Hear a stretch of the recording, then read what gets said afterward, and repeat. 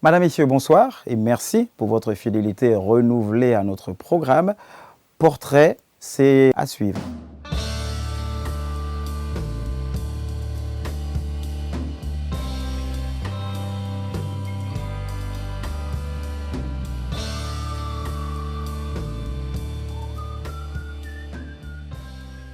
Je suis Edgar Martial Tchibinda Makundi. Et puis pour des raisons professionnelles, comme il nous avait été conseillé lorsque j'étais en pleine formation de journalisme, on prend un prénom et un nom. Donc c'est Martial Tchibinda pour le grand public. Je suis né à Port-Gentil un certain 19 avril 1970. Ma maman, elle est originaire de Port-Gentil. Mon papa, lui, de Mayumba. J'ai fait enseignement général, j'ai aussi fait enseignement technique. Parce que je disais que j'ai commencé au lycée Lomba. À un moment, j'étais au lycée technique. J'ai fait le lycée technique. J'ai fait comptabilité. Jusqu'à ce que, pour des raisons professionnelles encore, mon père soit affecté à Port-Gentil cette fois, qui est ma ville natale, la sienne même d'ailleurs, parce que mon papa également est né à Port-Gentil. Il a été affecté commandant de Légion Sud, alors que je passais en première gestion. Voilà que je me retrouve encore en enseignement général, puisqu'en allant à Port-Gentil, il n'y avait pas l'équivalent de l'AG, le lycée technique de Port-Gentil, qui lui était purement technique, ne faisait pas gestion. Et bien voilà comment je me retrouve au lycée d'État de Port-Gentil en première B. Et finalement, j'ai un bac B.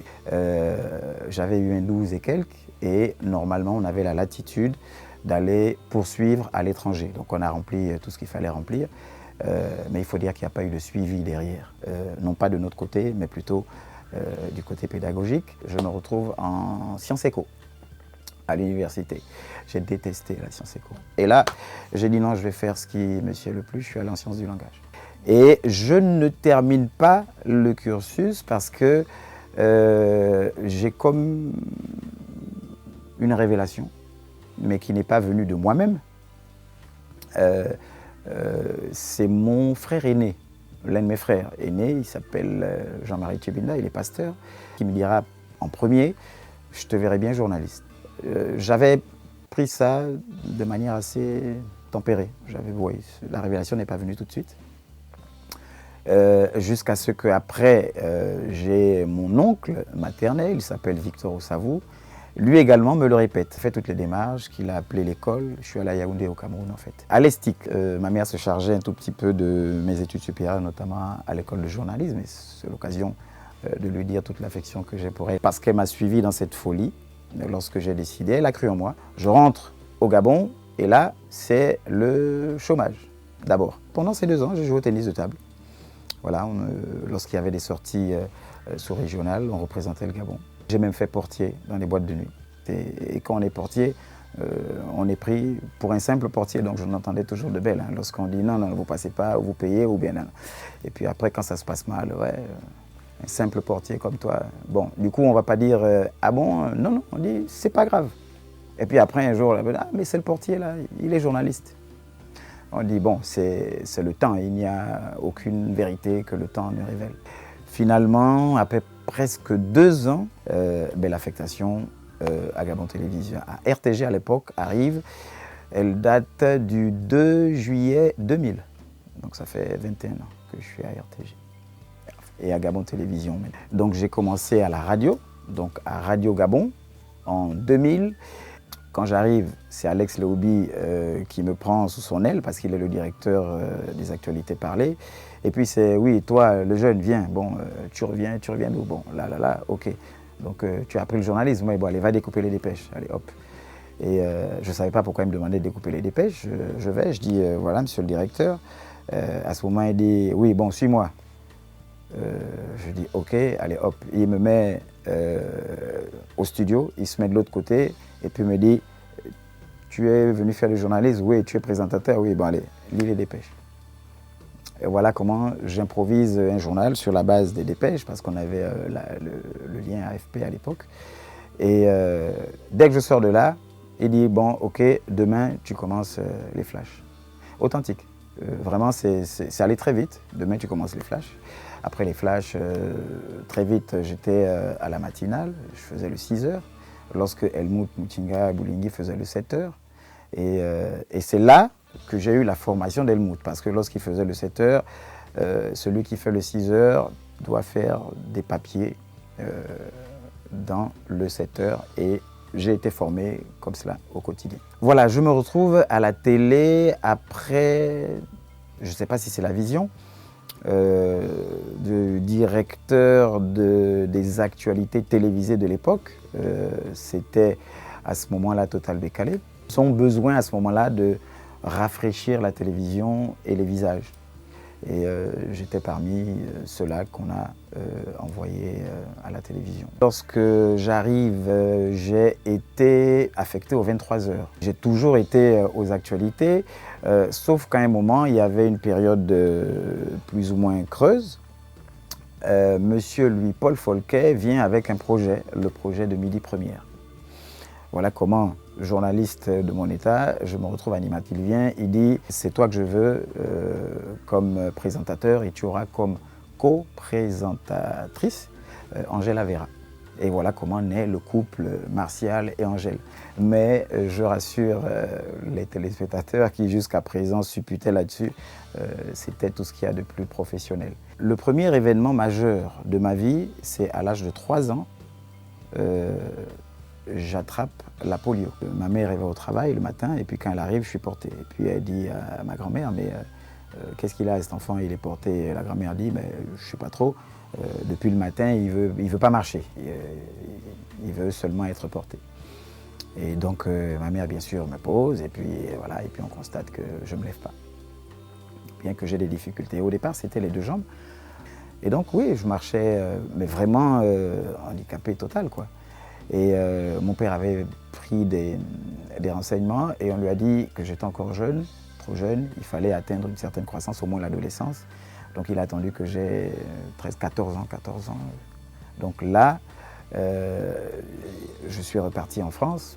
Donc j'ai fait ma classe de 5e, non pas au lycée Lombard, mais en France, dans cet hôpital. Et pendant toute l'année, j'ai été charcuté. Je suis passé au bloc 13 fois au total.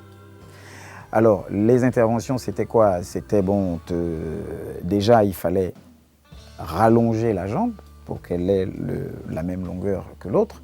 Et ça, c'est quoi? On te coupe le fémur en 2, on te met un gros appareil qui rentre au-dessus de la hanche, et puis l'autre qui rentre à l'autre partie du fémur qui est coupée. Et puis chaque matin, il y a une roue, on tourne, et puis ça s'écarte de 2 à 3 mm. Et ça a duré 6 mois.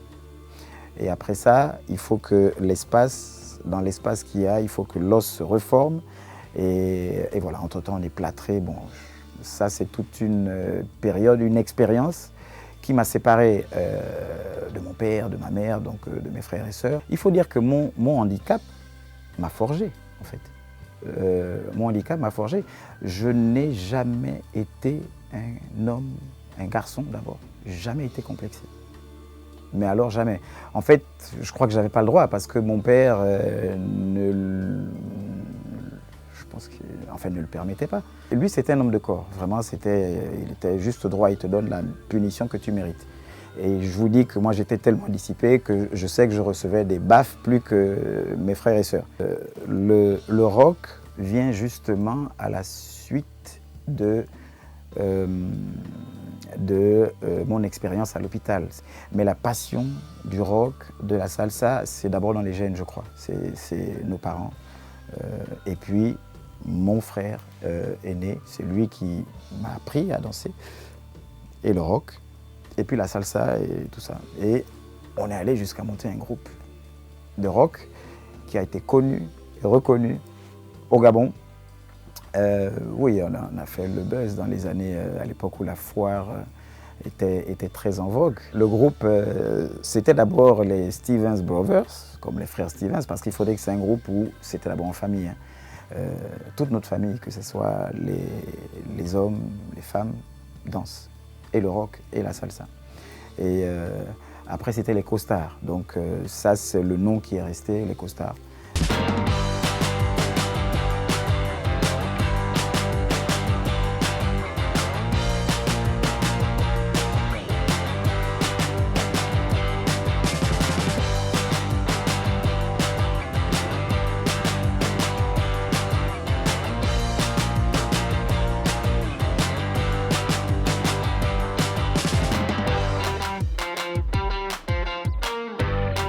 voyez que c'est tout ça qui a forgé en fait le Martial Tchibina journaliste en fait. Donc vraiment je suis pas dans le handicap.